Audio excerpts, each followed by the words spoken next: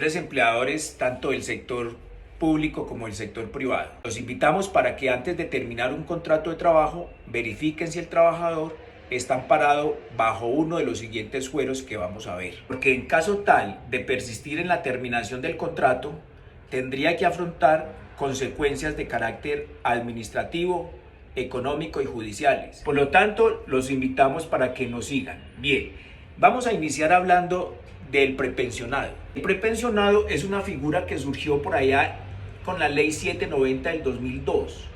Eso fue una ley que se expidió para modernizar el Estado, lo que implicaba fusionar unas empresas, escindir otras y crear unas nuevas. Por lo tanto, se iba a afectar el recurso humano. En ese entonces se habló del retén social para incluir aquí aquellos trabajadores que estaban en alguna condición especial, para proteger a aquellos trabajadores que estaban a 3 años de pensionarse, aquellos trabajadores que eran madres cabeza, padres cabezas de hogar, a los que tenían un fuero por estabilidad laboral, por motivos de salud, y aquellos trabajadores que de alguna manera tenían fuero sindical. En fin, lo importante de esto es que la figura del prepensionado se expandió tanto para los trabajadores del sector público y del sector privado. Esa expansión se dio por vía de jurisprudencia, es decir, los fallos de los jueces,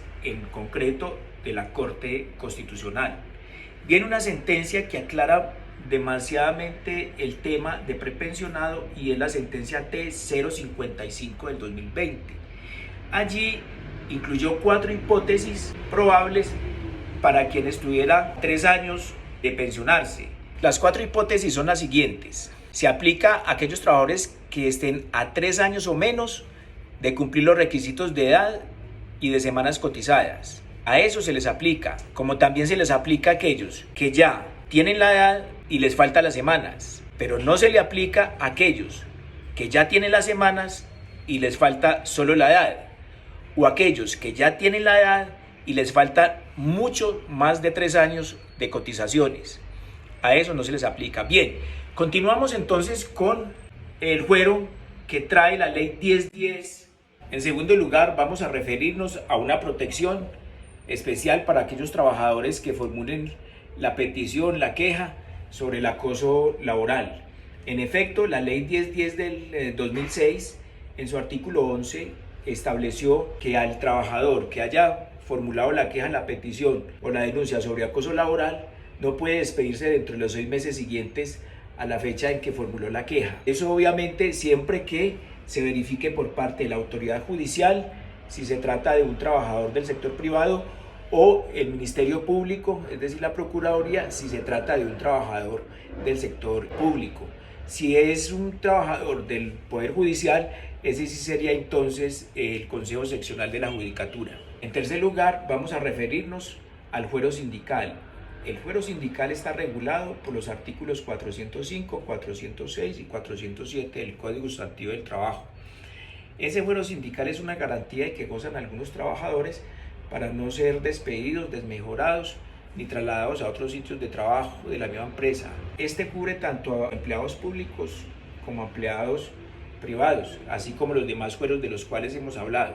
Aquí en el fuero sindical protege a los fundadores de una organización sindical, protege también a aquellos que se adhieran al sindicato una vez fundado, a las juntas directivas de las organizaciones sindicales, a la comisión de reclamos, todos los trabajadores afiliados a la organización sindical desde el momento en que presentan un pliego de peticiones. Esto se llama fuero circunstancial. Para terminar un contrato de trabajo con uno de esos trabajadores que están protegidos por el fuero sindical, debe de solicitársele al juez del trabajo la autorización para la terminación, y el fundamento que debe aducir el empleador va a ser una justa causa establecida en la ley para efectos de que le autoricen la terminación de ese contrato.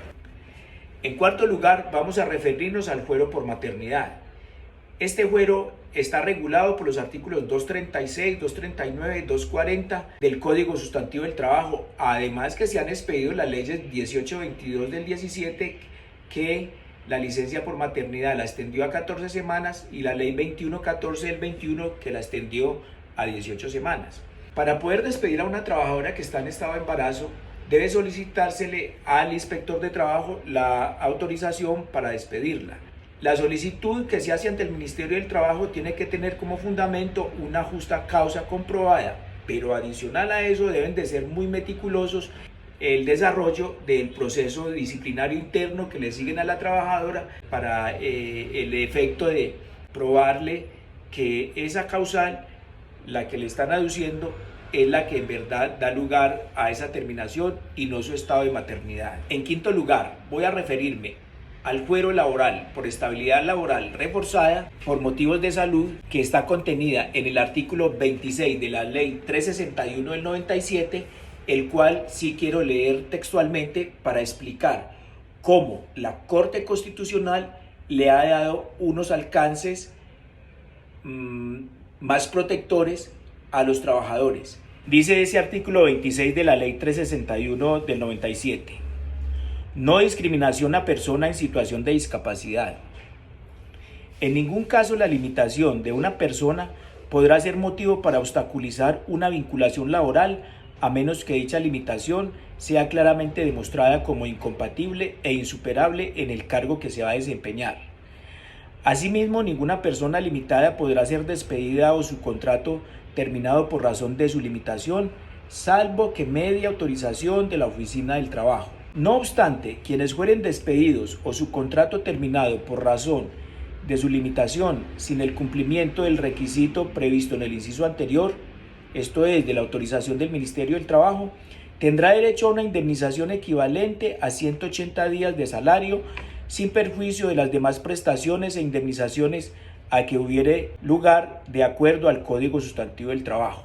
La intención de haber leído este artículo es para indicar cómo la Corte Constitucional lo ha precisado de manera mejor y muy protector para los trabajadores que estén en esa situación.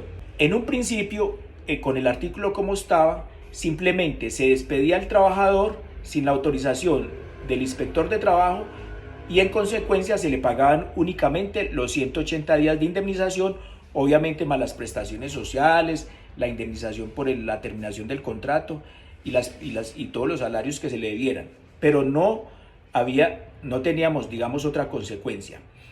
Posteriormente, esta norma es revisada por la Corte Constitucional y entonces le da un alcance diferente, en el sentido de que siempre se requerirá la autorización del Ministerio del Trabajo y se considerará si el despido se efectúa, si en esa autorización el despido será ineficaz. Cuando se dice ineficaz, quiere decir que el trabajador demanda y el juez ordena reinstalarlo nuevamente en el puesto de trabajo y pagarle todos sus salarios dejados de percibir en ese interregno. Entonces serían, digamos, unos costos impresionantes. Esta sentencia fue la C531 del 2000. Quisiera también leer otra norma y es la siguiente. El artículo 62 del Código Sustantivo del Trabajo permitía en su inciso 15, digamos en su numeral 15 de la parte A, que los empleadores podrían, cuando el trabajador no lograba curarse en 180 días, podían despedir al trabajador. Decía, la enfermedad contagiosa o crónica del trabajador que no tenga el carácter de profesional, así como cualquier otra enfermedad o lesión que lo incapacite para el trabajo cuya curación no haya sido posible durante 180 días, el despido por esta causa no podrá efectuarse sino al vencimiento de dicho lapso y no exime al patrono de las prestaciones e indemnizaciones. Este era una justa causa para terminar el contrato de trabajo por parte del empleador. Viene la sentencia C200 del año 2019, también declara ineficaz el despido que se haga en estas condiciones, sin la autorización del inspector de trabajo. Es decir, por vía de sentencias de la Corte Constitucional se le da un alcance más protector para la aplicación de esta norma que trae la ley Klopatowski. Ahora, el procedimiento que se sigue ante el inspector de trabajo debe fundamentalmente garantizar que al trabajador, en el proceso interno que le siguió la empresa, le garantizó su derecho de defensa y contradicción. Es decir, si nosotros leemos la sentencia C-593 del 2014, allí están los pasos que se exigen para un debido proceso disciplinario interno por parte de las empresas, y si lo siguen de esa manera como lo plantea esa sentencia, con toda seguridad pueden obtener la autorización para terminar un contrato de un trabajador aforado. Muchas gracias por su atención y esperamos que esto haya servido para motivarlos a que cuando vayan a terminar un contrato de trabajo siempre verifiquen que si el trabajador está en una de esas circunstancias de protección especial, consulten antes de tomar la decisión. Muchas gracias.